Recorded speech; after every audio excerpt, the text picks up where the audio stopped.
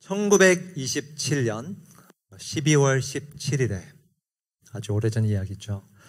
미 해군 잠수함이 40명의 그 군인들을 태우고 시험 운행을 나갔습니다. 저 넓은 바다로, 깊은 바다로 잠수를 잘 했다가 시험 운행을 잘하고 이제 돌아오는데 수면 위로 올라오다가 인근에 있던 연안 경비대와 부딪히면서 그 잠수함이 침몰하기 시작했습니다. 그래서 그 경비대도 그렇고 해군들이 이제 구조대를 보내서 그 잠수함에 있는 인원들을 살리기 위해 잠수 요원들을 보냈습니다. 그 잠수 요원들이 생존자가 과연 있는지 그 잠수함 곁으로 갔고요. 다가갔더니 그 깊은 바닷속에서 일련의 소리가 들려왔습니다. 두드리는 소리였어요. 뭔가를 두드리는 소리. 그런데 가만 들어보니까 그냥 살려주세요라는 두드리는 그냥 소리가 아니라 자세히 들어보니까 모스보였던 거예요. 그 안에 있던 생존자는 모스부호를 치며 영어로 딱 4단어를 전달을 하고 있었습니다. 딱 4단어. Is there any hope? Is there any hope? 여기서 갇혀있는 우리에게, 나에게 소망이 있습니까? 소망이 있습니까? 자, 여러분이라면 어떻게 대답하시겠나요? 아니, 여러분은 이와 같은 질문을 혹 최근에 아니면 이전에 던져보신 적은 없나요? 제가 이토록 좀 절망적인 상황에 놓인 사람들의 이야기로 오늘 설교를 시작하는 이유는 오늘 이 본문이 이와 비슷한 상황에 놓인 한 사람의 기도를 들려주기 때문에 그렇습니다. Is there any hope? 이런 질문이 들 때에, 절망적인 상황에 우리가 놓일 때에 우리는 과연 어떻게 반응해야 할까요? 오늘 이 말씀을 통해서 함께 알아보기를 소망합니다. 오늘 말씀 1, 2절을 한 번 더 읽겠습니다. 우리 형제들이 1절, 또 자매들이 2절 한번 읽어주시면 좋겠습니다. 우리 형제들부터 1절 읽어주시면 좋겠습니다. 시작.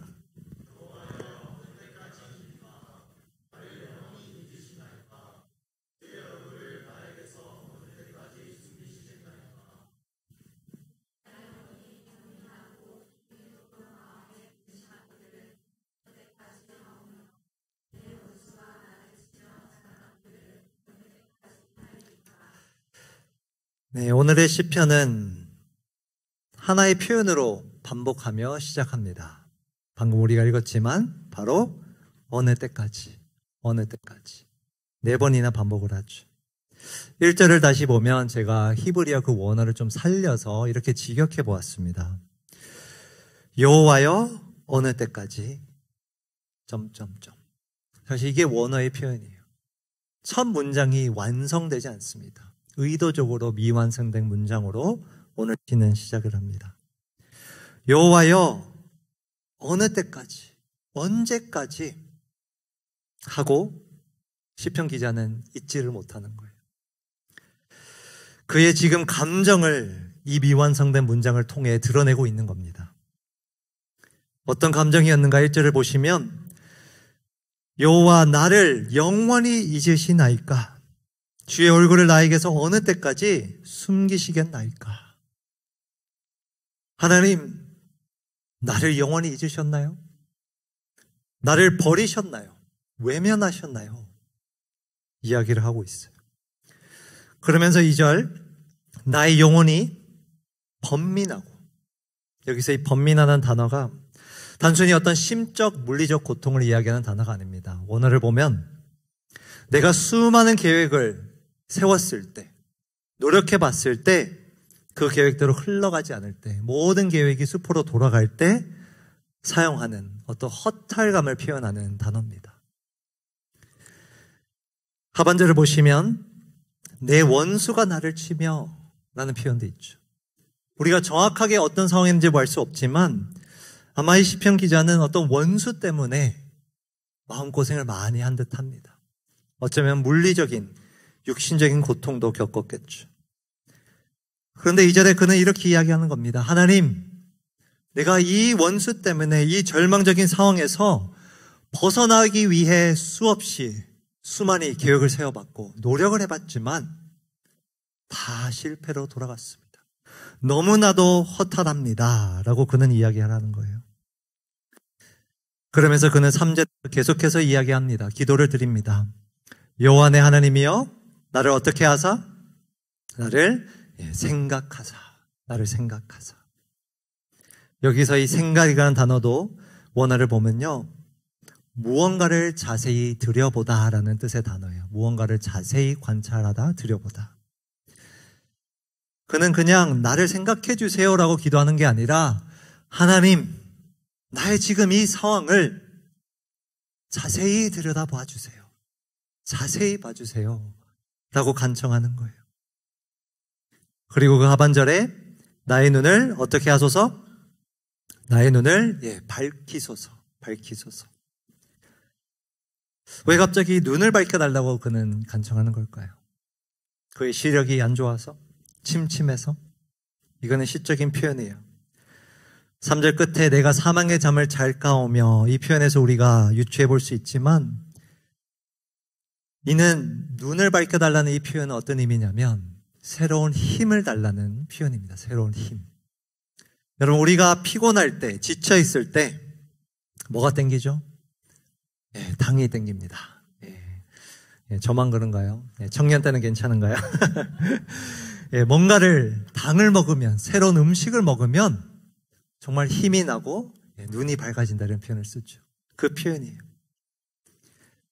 그에게 지금 새 힘을 달라고 그는 하나님께 요청을 하는 겁니다. 하나님, 나에게 새 힘을 주십시오. 나를 좀 자세히 봐주십시오. 내 상황을 면밀하게 살펴봐 주십시오. 그는 이렇게 요청하는 겁니다. 왜 이렇게 요청하는가? 그가 두 가지를 이야기합니다. 3절 끝에 보면 두렵건대 이렇게 해주시지 않으면 이란 뜻이에요. 응답해 주시지 않으면 내가 사망의 잠을 잘까 하오며 죽을 지경이라는 거죠. 그리고 4절에 보면 두렵건대 나를 자세히 살펴봐 주시지 않으면, 새 힘을 주시지 않으면 나의 원수가 이르기를 내가 그를 이겼다 할까오며 내가 흔들릴 때에 나의 대적들이 기뻐할까 하나이다. 그는 그의 그 원수가 내가 너를 이겼다, 승리했다, 그리고 흔들리는 자신의 그 모습을 보며 기뻐할 그 원수를 떠오르며 이렇게 기도한 겁니다. 여러분 주중에 나중에 한번 이 시편을 다시 한번 천천히 읽어보시면 좋겠어요. 그 1에서 4절을 정말 절망에 처한 자의 기도를 담아내고 있습니다. 절망에 처한 자의 기도. 서두에 말씀드렸던 그 침몰하는 잠수함 속에서, 그 겨울바다 속에 정말 상상해 보십시오, 여러분. 산소가 점점 줄어들고 몸은 점점 추워지고 그 속에서 그들이 모스부를 통해 전달했던 말, 소망이 있나요? 소망이 있나요?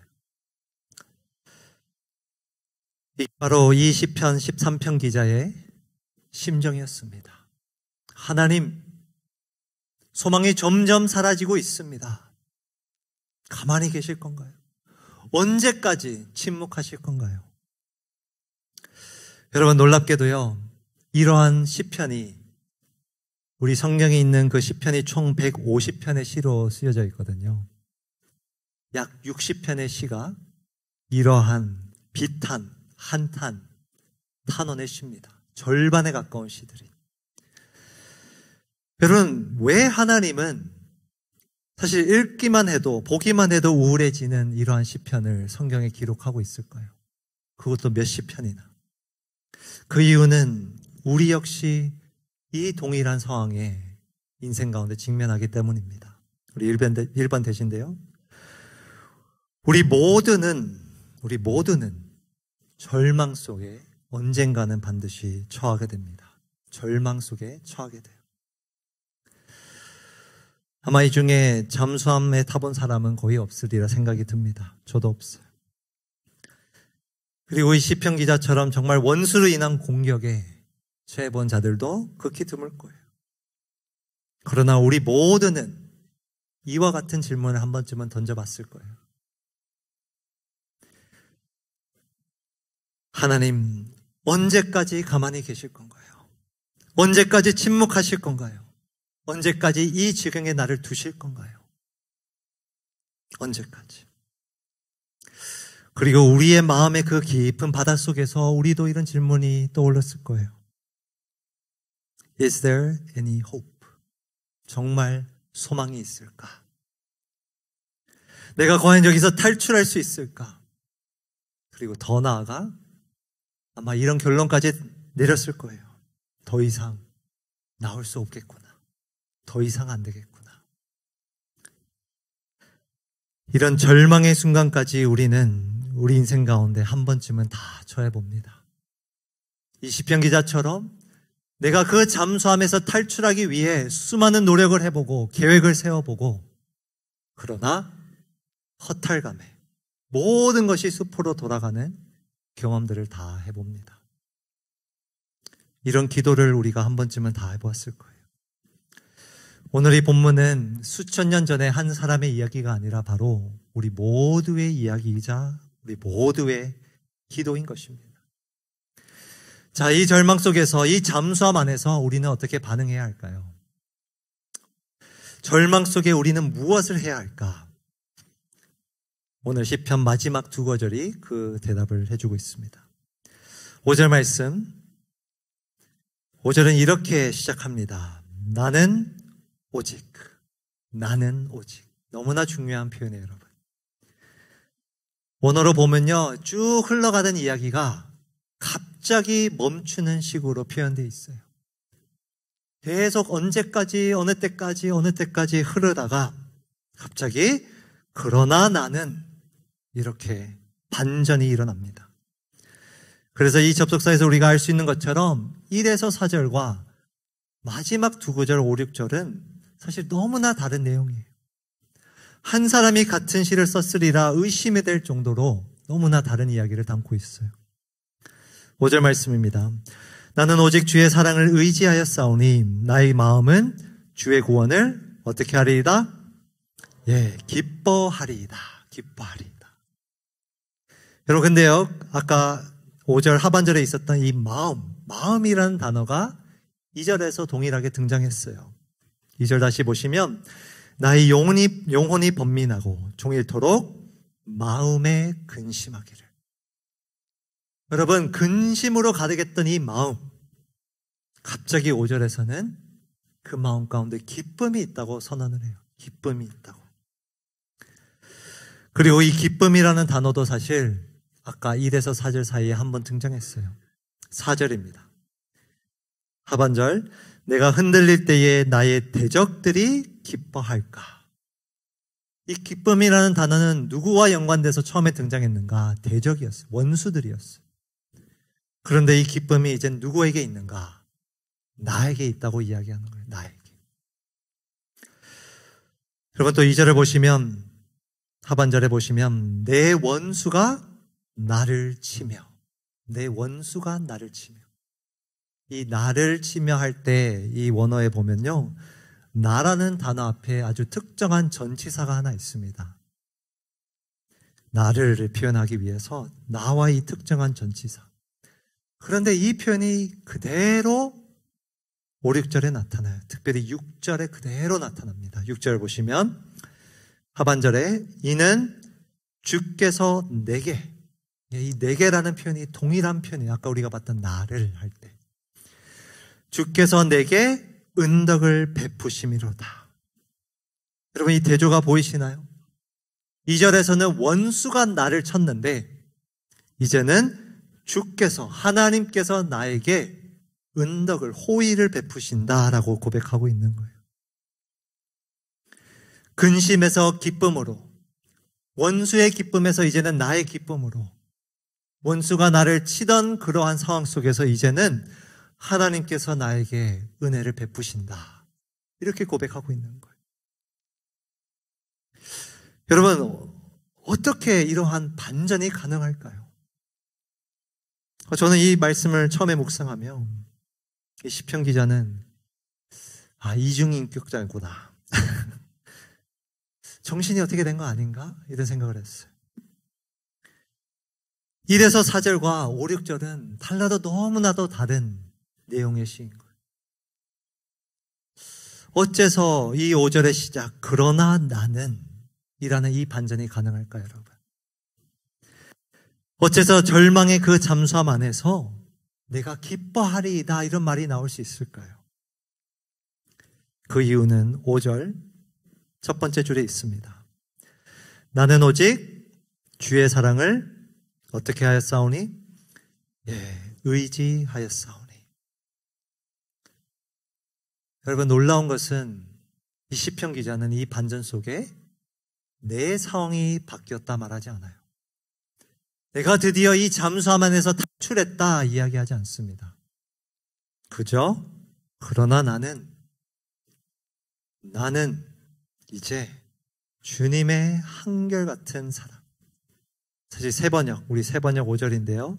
우리 한번 이 구절을 다 같이 읽으면 좋겠습니다. 시작. 그러나 나는 주님의 한결같은 사랑을 의지합니다. 여러분, 이 자는 무엇을 의지했는가? 사랑은 사랑인데 원어를 보면요, 그냥 사랑이라는 단어가 아니에요. 우리가 한 번쯤은 히브리어를 들어봤을 헤세드라는 사랑의 단어입니다. 헤세드. 이 단어는 사실 사랑이라는 단어로 표현하기도 부족한 너무나 위대한 단어입니다. 그래서 영어 성경은 수도 없는 많은 표현으로 이 단어를 번역하고 있어요. 왜? 한 단어로 표현해내기 너무 어렵기 때문에. 근데 새 번역은 이렇게 번역합니다. 한결같은 사랑, 한결같은 사랑, 변함없는 사랑. 그 하나님의 한결같은 사랑을 의지했기 때문에 이 반전이 일어났다고 이야기하고 있는 것입니다. 여러분, 이 시의 시작은 어떠했나요? 하나님, 나를 잊으셨습니까? 나를 버리셨나요? 나를 좀 봐주세요. 절박하게 기도를 했던 그가 어느덧 이렇게 고백하고 있습니다. 새 번역 5절 다시 보시면, 그러나 나는 주님의 한결같은 사랑을 의지합니다. 주님께서 구원하여 주실 그때에 나의 마음은 기쁨에 넘칠 것입니다.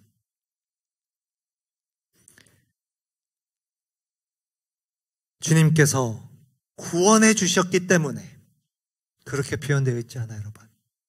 5절을 다시 보십시오. 주님께서 구원하여 주실 그때에 그는 여전히 잠수함 안에 갇혀 있습니다. 여전히 원수의 그 공격 앞에 노출되어 있어요. 어려운 상황이에요. 그러나 그는 하나님의 그 한결같은 사랑을 의지하며 이렇게 고백하는 거예요. 주님께서 나를 구원해 주실 그때, 여기서의 구원은 그냥 십자가의 그 구원이 아닙니다, 여러분. 자기를 정말 그냥 구해 줄 때, 주님께서 나를 구해 주실 그때에, 미래형이에요, 여러분. 구해 주신 것이 아닙니다. 믿는 거예요. 구해 주실 그때에 나의 마음은 기쁨에 넘칠 것입니다. 어떻게 이런 기쁨을 노래할 수 있었을까요? 그는 자신을 향해 변함없는 사랑을 주고 계신 하나님을 바라보았기 때문에 그렇습니다. 그래서 그는 6절에 이렇게 또 기도합니다. 내가 여호와를 무엇하리니? 찬송하리니. 찬송하리니. 새 번역 이렇게 번역되어 있습니다. 그 구절이 내가 주님께 찬송을 드리겠습니다. 이렇게 시편이 마무리가 돼요. 여호와여, 어느 때까지? 문장을 완성할 수 없었던 이 시편 기자는 마지막에는 내가 주님께 찬송을 드리겠습니다. 이렇게 기도를 끝맺습니다. 여러분, 어떻게 이게 가능한가요? 그는 하나님의 한결같은 사랑을 의지했기 때문에 이렇게 고백할 수 있었던 것입니다. 절망 속에서 저와 여러분은 무엇을 해야 할까? 어떻게 반응해야 할까? 이번 대신데요. 하나님의 한결같은 사랑 안에서 우리는 소망을 품어야 합니다. 하나님의 한결같은 그 사랑 안에서 소망을 품어야 합니다. 오늘 이 말씀 앞에서 우리가 한 가지의 결단을 하기 원합니다. 그것은 다름 아닌 예배예요, 예배. 3번 대지 바로 띄워주셔도 좋을 것 같은데요. 우리가 정말 하나님의 한결같은 사랑을 의지한다면 절망 속에서도 그 잠수함 속에서도 하나님을 찬양하며 예배를 드릴 수 있는 줄 믿습니다.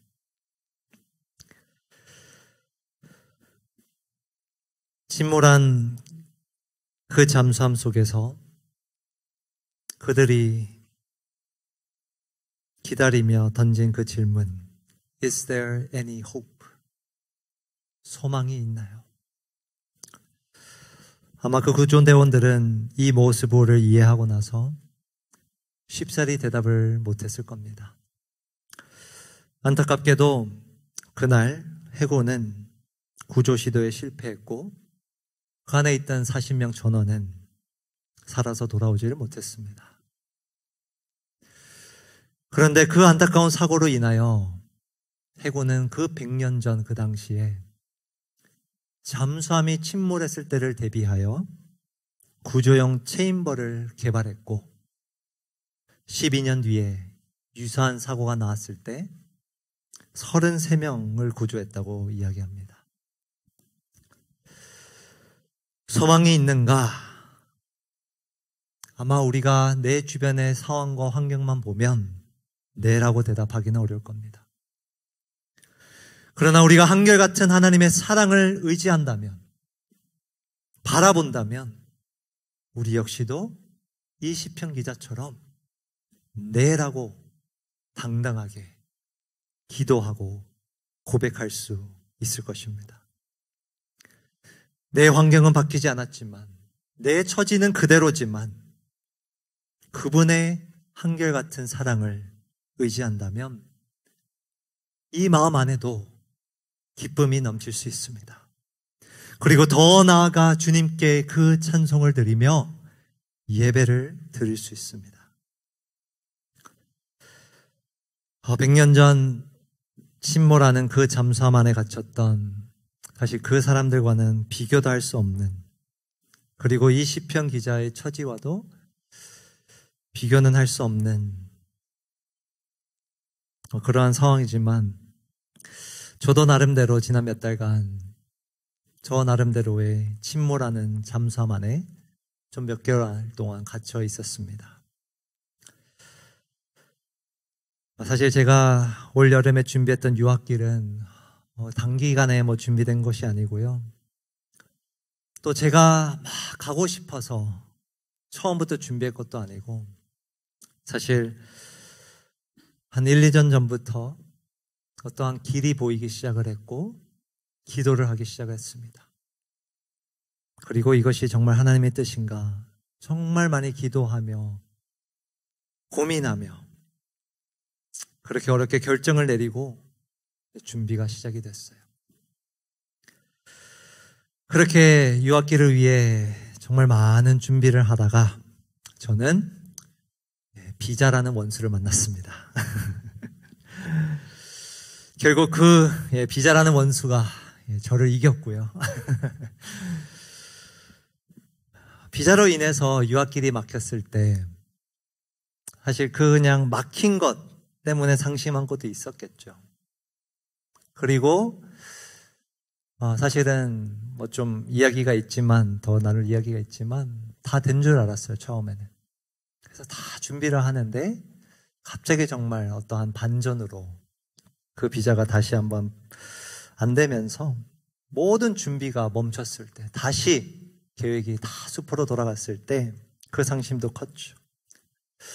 그런데요, 제 안에 가장 큰 어려움, 절망은 뭐였냐면 이런 의문이었어요. 내가 그동안 잘못 알아왔나? 하나님의 뜻이 아니었는데 내가 내 욕심 때문에 이 자리까지 왔나? 정말 나 자신을 많이 돌아보며 질문하며 그 의문의 잠수함 속에 갇혀서 이제는 어디로 가지? 라는 그 질문 속에 계속 맴돌고 또 갇혀 있었습니다. 그런 상황 속에서 제가 이 시편을 가지고 기도를 하는데요. 이 질문에 대한 하나님의 답변이 이렇게 들려왔어요. 광진아, 그냥 나의 이 햇새들을 의지하지 않을래.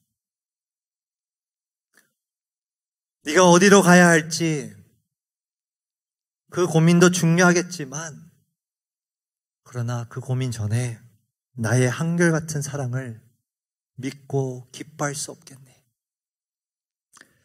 그리고 저에게 가장 큰 도전은 이거였습니다, 여러분. 그 상황 속에서, 그 잠수함 속에서 나를 찬양할 수 없겠니? 나를 찬양할 수 없겠니?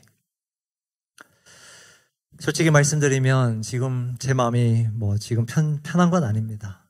그러니까 상황이 바뀐 건 아니에요. 아직도 어디로 가야 할지, 어떻게 해야 될지 정해진 것도 없고. 그러나 한 가지는 분명해졌습니다, 여러분. 그것은 무엇인가? 내가 어떠한 상황 속에서도 이 하나님의 한결같은 사랑으로 인하여 기쁨으로 찬양하며 예배할 수 있다는 사실입니다. 예배자로 살 수 있는 것, 그것은 변함이 없더라고요. 사랑하는 청년 여러분, 당장 지금이 아닐지라도 아마 가까운 미래에 혹은 먼 훗날에 여러분들도 언젠가 그 잠수함 속에서 이런 질문이 있을 거예요. 소망이 있을까? 그러한 상황 속에서도 우리는 하나님을 찬양할 수 있는 줄 믿습니다.